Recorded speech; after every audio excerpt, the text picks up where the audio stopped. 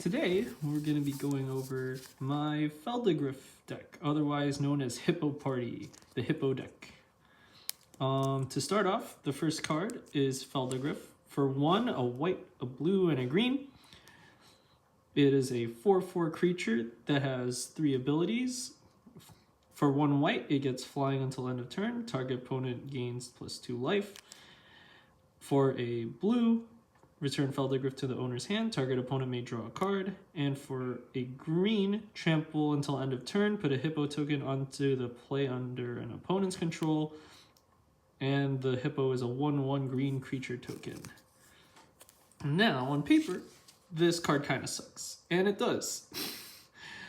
But you see what this deck lacks in functionality and why this card is so bad. It makes up for in the form of politicking. The big thing, one of the big things in Magic is being able to befriend your opponent. So, while we don't exactly focus on the first 2 abilities, the main ability that we're going to go over, we're going to use a lot, is the screen ability. Trample until end of turn, put a hippo token onto the play under the opponent's control. Now, it's important to note that this ability can trigger at any time during the game, during an opponent's turn, during your turn. So as long as you have green mana open, you can tap 1 green and give someone a hippo. Giving Feldegriff trample until end of turn is not relevant in this deck at all.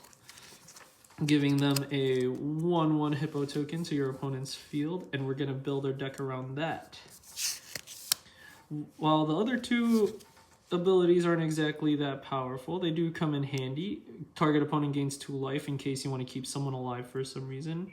Not that it would help. The blue one does come in handy. Return Phelddagrif to the hand. Target opponent draws a card. If you want to try to make your opponent deck out, or in a situation where you want to prevent Phelddagrif from reaching the command zone, you can return him to your hand instead, so you don't have to pay for commander tax. Now, in order to get a bunch of hippos, we're going to have a big mana pool. And the way I do that, instead of ramping with other cards such as Rampant Growth, Cultivate, and other stuff like that, I built this deck around enchantments. All of these enchantments all enchant target land, and it lets them provide for an extra mana. New Horizons, enchant a land, put a 1/1 counter on a creature you control. The land now taps for 2 mana of any color. Gift of Paradise, heal 3, land taps for 2 mana of any color. Find the Path, venture into a dungeon, enchantment land gets taps for 2 green, and green is the main color of making hippos, so that comes in handy. Grafted Growth, target creature gets a 1/1 counter, enchanted land taps for 2 mana of any color. These are nice because Gift of Paradise, Grafted Growth, and New Horizons allow you to fix your mana in case you don't just want green, you want to summon Phelddagrif, so you need like a white or a blue. Grafted Growth and Newer Horizons gives Phelddagrif a 1/1 counter, which doesn't really come into play that often. Healing 3 also doesn't come into play that often, but the point is you can fix the mana. Find the Path is easily the worst out of these, because all of these cost 3 mana, and they're only restricted to green, so it's alright. Still though, there's a lot of enchantment support in this deck, so these being your mana ramp as an enchantment, it comes into play later on. Still not done with it. We've got Fertile Ground and Wolf Haven, which cost 1 and a green instead of a 3 converted mana cost. These 2 allow your land to tap for an extra color. Fertile Ground lets it be any color, while Willow Haven has to specifically be a green. The significance of it being 2 mana means that you can summon Phelddagrif 1 turn early. And for the 1 costs, Wild Growth and Utopic Sprawl allows you to tap the land for an extra green for Wild Growth. And you get to pick a color with Utopic Sprawl.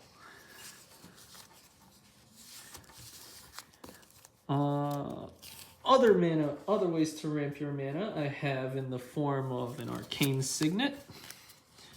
Typical, very powerful card in any deck. Also allows me to bring out Feldegriff 1 turn early. Frontier Siege, Calling Cons, add 2 green to your mana pool during each of your main phases, really powerful.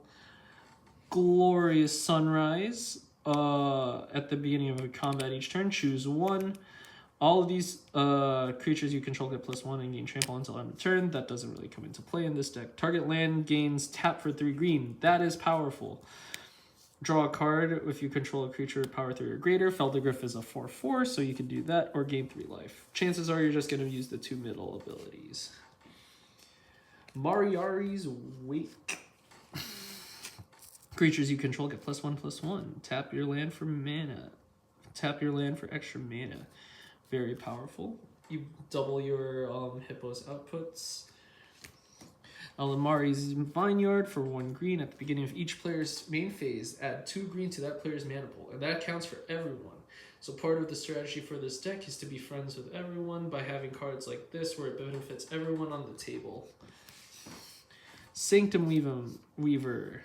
Add X mana of 1 color, where X is the number of enchantments you control. There will be a lot of enchantments in this deck. In fact, this entire pile is enchantments. The only non-enchantment cards we went over are Arcane Signet and Feldegriff.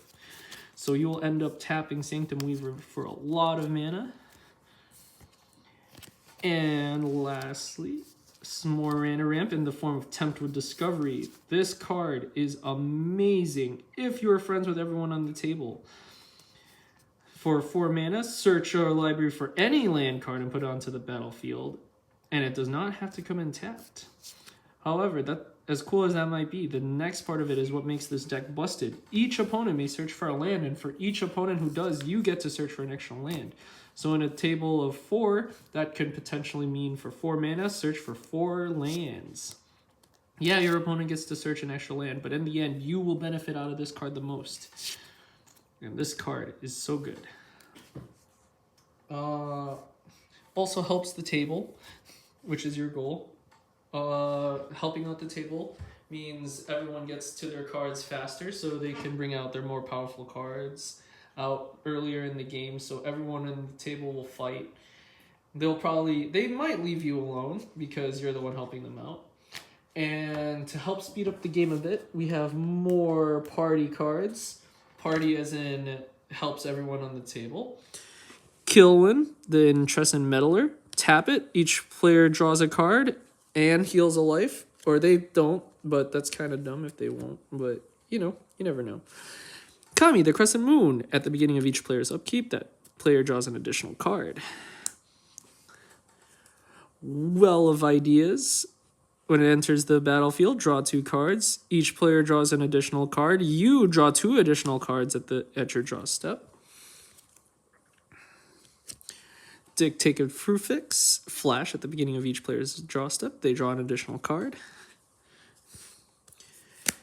Rites of Fleur. So all of these help your opponents, and you draw an additional card at the beginning of their turn. Including this card, Rites of Flourishing. Each player draws an additional card, and each player may play an additional land on each of their turns.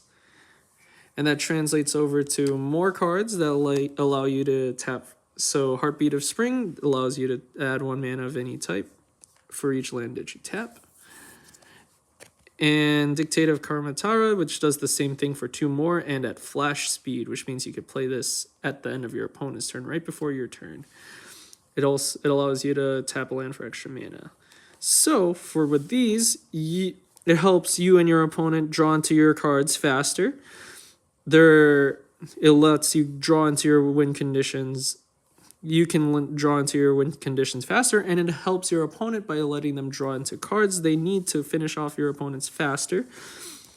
As for these allow you to ramp your mana faster, essentially doubling your hippo output with these 2 cards, and this one allowing you to play an additional land and draw a card at the end of your turn, at the beginning of your turn.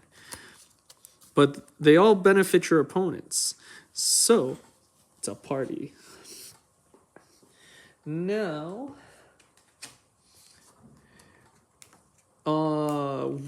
in order to get, while the game goes on, it's important for you to assist your opponent so that you don't get targeted. And to help with that, there are some cards that help you partner up with your opponent. Pendant of Prosperity, choose target opponent, and they gain control of this. And then the opponent gets to tap 2, draw a card, and they put an additional land onto the battlefield. But if they choose to activate this ability, then you get to do it too. Secret Rendezvous, you and target opponent draw 3 cards. And Wedding Ring, whenever you give an opponent a copy of Wedding Ring, whenever someone with Wedding Ring draws a card, everyone else with Wedding Ring also draws a card, and whenever they gain a life, the other person with Wedding Ring also draws a card. Or gains life, which is really nice. When you partner up, it's also helpful because your chances are you're going to have one opponent who's going to have a bunch of hippos, and you can have these cards to help partner up with that opponent and take down everyone you need. Now, when you have a partner when you have a friend on the table, you could also help them out with Fact or Fiction, reveal the top 5 cards of your deck. An opponent separates them in 2 piles, put 1 pile in your hand, put the other in your graveyard. If you become friends with someone, you can pick them and they will make a pile of 5 and 0, so you get 5 cards for 4 mana, which is really nice. But in a situation where your opponent won't do that for you, it's still really powerful, picking out a pile to add to your hand. Speaking of adding stuff to your hand, part of an important aspect of this deck is to draw cards in order to get your win conditions while the game goes on. So to help with that, we've got Frantic Search, draw 2 cards, discard 2, untap 3 lands. The untap 3 lands is important because you can untap 3 of your potentially enchanted forests or something like that, and then you can reuse those lands to give someone hippos. Mind Aglow, starting with you, each player may pay any amount of mana each player draws X card, where X is the amount of mana paid this way. You will have a lot of mana, and if you don't want to if you think the amount of hippos on the board is fine, you could use that mana to draw cards instead. And Borrowing 1,000 Arrows and Keep Watch, which kind of do the same thing. Draw a card for each attacking creature. While Borrowing 1,000 Arrows is an opponent controls, which is nice because you're going to give someone a bunch of hippos, and whenever they attack with those hippos, you can draw that many cards.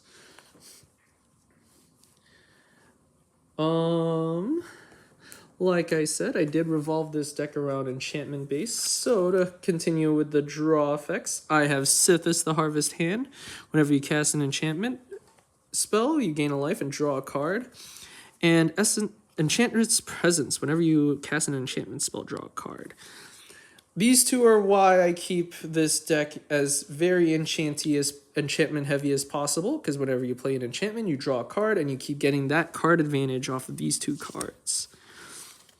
And for our last enchantment-based draw spell, Mind Unbound. At the beginning of your upkeep, put a lore counter on Mind Unbound, then draw a card for each lore counter on Mind Unbound. Late game, you'll be drawing a lot of cards at the beginning of your upkeep, so having this out as early as possible and you keep drawing into your cards is really powerful, because you do need to draw into one of your win conditions in order to win the game. Now, the danger of giving someone a bunch of hippos is they might want to kill you, take you down before, you run away with the game. So to help with that, I do have some cards for protection. Propaganda and Ghostly Prism. They do the same thing. They just cost one color of a difference. Creatures can't attack you unless their controller plays 2 for each attaching creature that they control. They will have a lot of hippos, and the hippos are only 1/1, so if they want to try to swing a bunch of hippos at you, you have these for protection.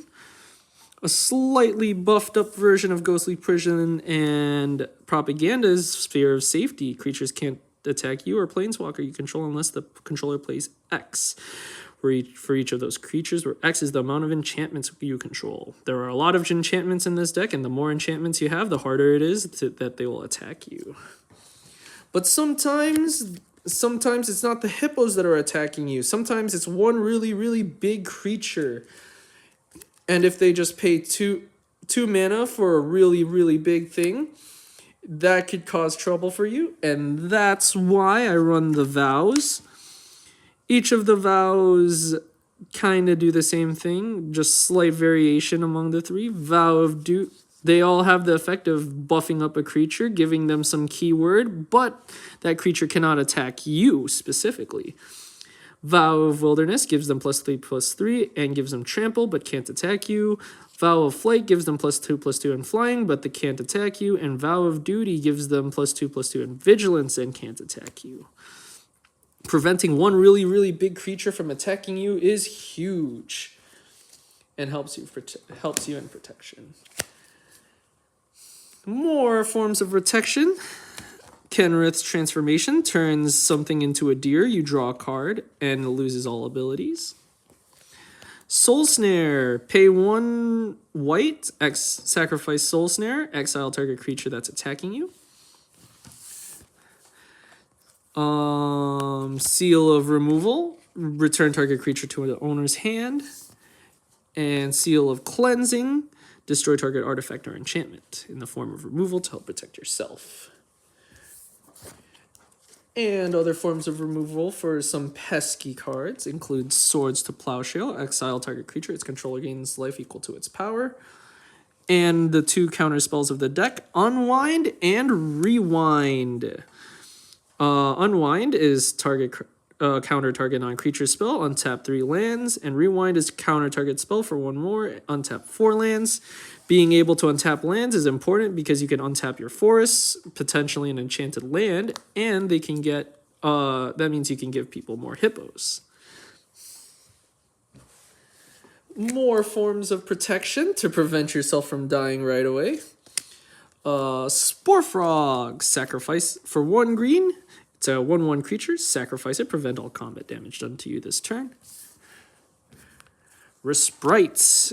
Prevent all combat damage that would be dealt this turn, and you gain 1 life for each attacking creature.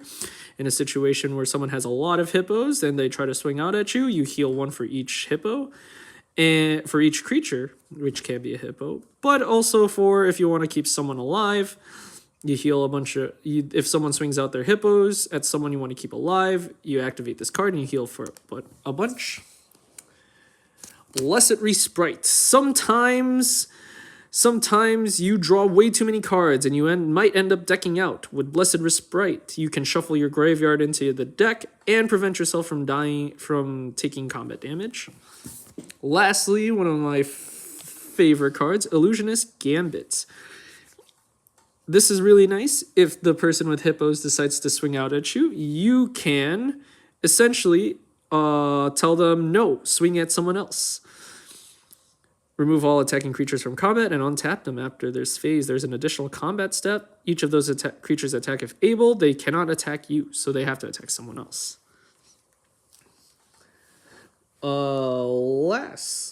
Lastly, really nice... really good abilities to continuously pump out hippos, and the most effective way to do that is to untap your lands. So we have Seedborn Muse, untaps all permanents you control during each other player's untap step, including your lands. So you untap during your opponent's turn, give them more hippos.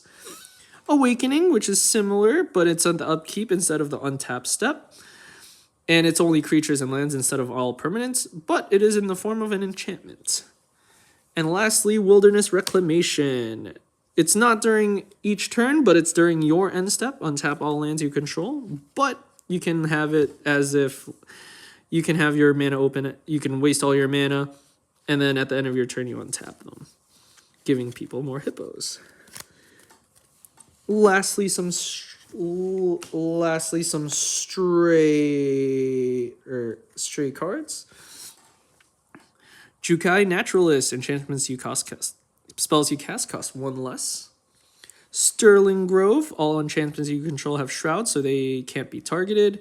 And then for 1 and sacrifice it, search any enchantment, put it on the top of your deck. And Mirror Maid, copy target enchantment that's on the battlefield.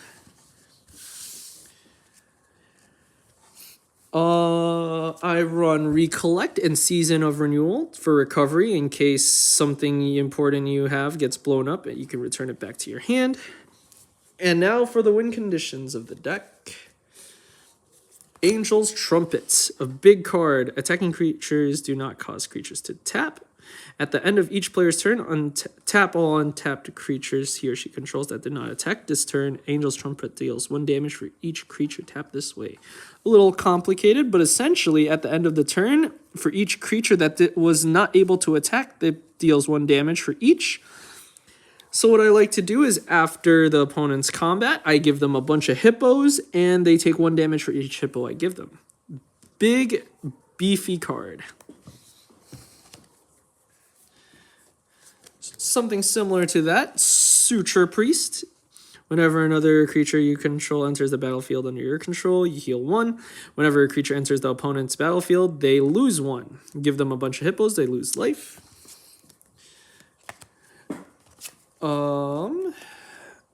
Izuri's Predation. For each creature your opponent controls, create a 4/4 beast creature token, and then each of those beasts fights another one of those creatures. Basically, for each hippo your opponent controls, you make a 4/4 beast, and those 4/4 beasts eats those hippos, and now you have a bunch of 4/4 beasts. Something similar to that, Flurry of Wings, put X/1/1 white bird soldier tokens with flying into play, where X is the number of attacking creatures. For each hippo that someone chooses to attack with, you make a flying bird, and that's going to be a lot of birds because they're going to give people a lot of hippos. And another one of my favorites, Reign of Power. You and target opponent untap and gain control of all the creatures they control until the end of turn. You take a bunch of hippos and you give them Feldegriff. And then swing out and you just win. Lastly, Thunderstaff, while not exactly a win condition, helps you protect yourself. Prevent 1 of each combat damage. The hippos are 1/1. They won't be able to deal any damage to you. And for 2 and tap it, attacking creatures get +1/+0 until the end of turn. If someone's swinging out a bunch of hippos at someone, you can double the amount of damage they deal. Lastly, for the mana base, I have 8 forests, 7 islands, and 6 plains. Forests are going to be the biggest of the mana base, so that's why I have the most of those. Thornwood Falls, Lumbering Falls, Quadrix Campus, Simic Growth Chamber, Entangling Bridge for lands that tap for a green or a blue. Blossoming Sands, something that taps for a green or a white. Tranquil Cove, something that taps for a blue and a white. Yavimawa, Cradle of Growth. Each land is now a forest in addition to its other types, making all of your lands tap for green, which is important. Command Tower, good in any commander deck. Riffstone Portal. This card's a weird one. Taps for colorless, but if it's in your graveyard, you can all lands tap for a green or a white. It's an interesting card. You have Frantic Search where you can discard this, or in a situation where you're at your maximum hand side, you can just discard this and all your lands tap for a white and green. Evolving Wilds, search a land.